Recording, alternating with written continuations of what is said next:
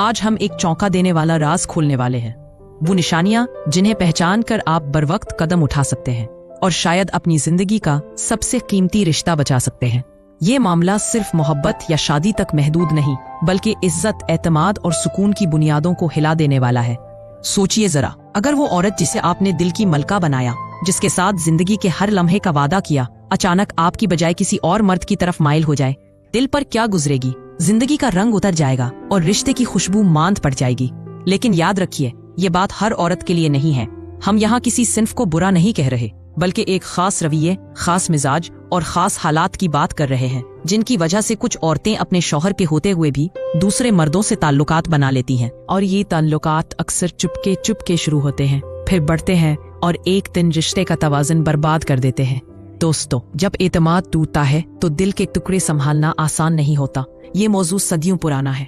मशहूर मुफक्किर और सियासतदान चाणक्य ने भी इस पर खुलकर बात की थी। वो औरतों की अजमत के कायल थे, मगर जहां बात धोखे, फरेब और गैर अखलाकी ताल्लुकात की आती, वहां वो दो टोक कहते कि ऐसी औरत से होशियार रहो जो अपने शौहर के होते हुए भी किसी और की तरफ माइल हो।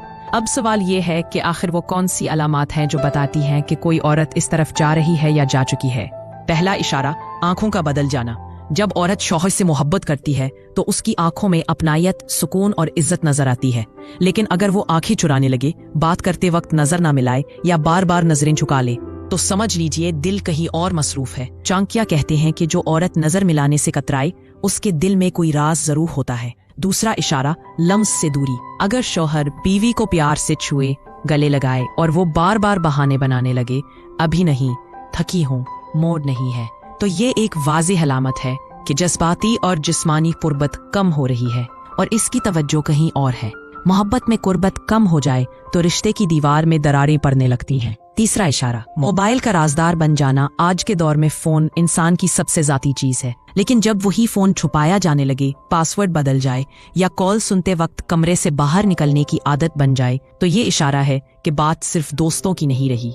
चौथा इशारा, बार बार मवाजना। अगर बीवी बार बार दूसरों के शौहरों की तारीफ करने लगे, देखो वो अपनी बीवी को कहाँ कहाँ घुमाता है या वो कितना स्मार्ट लगता है, तो ये सिर्फ तारीफ नहीं बल्कि जहनी झुकाव का इशारा भी हो सकता है।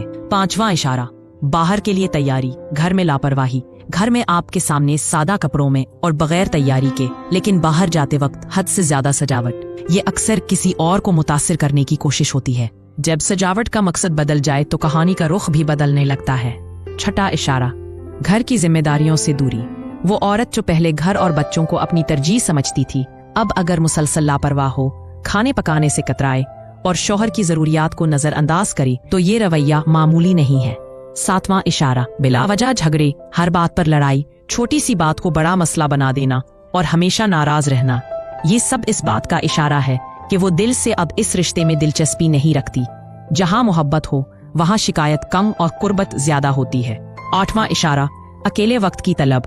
अगर बीवी बार बार कहे कि मुझे अकेला वक्त चाहिए या मैं दोस्तों के साथ बाहर जा रही हूँ, पर यह मामूल से ज्यादा होने लगे, तो हो सकता है वो वक्त किसी और के लिए मुख्तस हो। नवां इशारा, आपकी कामयाबी पर बेदिली। शौहर की तरक्की या कामयाबी पर खुशी के बजाय खामोशी या बस एक रस्मी मुस्कुराहट, ये इस बात की अलामत है कि जज्बाती वाबस्तगी कम हो चुकी है। 10वां इशारा, बाहर के लिए खूबसूरती, अंदर के लिए बेरुखी। दुनिया के सामने एक दिलकश शख्सियत, लेकिन घर में सर्द मेहरी। ये बताता है कि कशिश अब कहीं और मरकूज है। रिश्ता वही मजबूत रहता है जिसमें घर के अंदर भी मोहब्बत का रंग बरकरार रहे।